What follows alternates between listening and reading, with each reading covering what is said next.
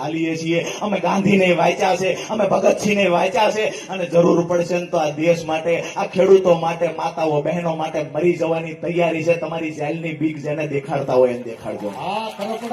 આવનાર સમયમાં જ્યારે પણ કોઈને એવું હોય કે રાજુ કરપડાને જેલમાં નાખી દઈશું અને વિધાનસભામાં મેદાન ખાલી થઈ જશે, મને ભરોસો મારા મતદારો પર છે. કોઈના બાપની તાકાત નથી કે આ મતદારોને ખરીદી શકે.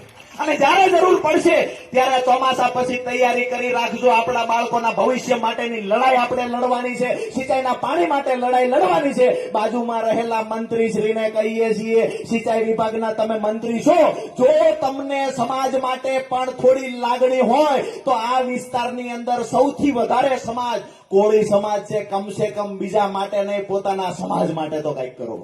પોતાના સમાજ માટે તો કંઈક કરો. હું જાહેરમાં અભિનંદન આપીશ, આભાર માનીશ. હું તો હંમેશા એવું કહું છું કે કોઈ મને પૂછે તમારો સમાજ કયો, તો મેં હંમેશા કહ્યું છે ખેડૂત છે એ મારો સમાજ છે. તમામ ખેડૂતો માટે લડવું આ રાજુ કરપડાનું કર્મ છે.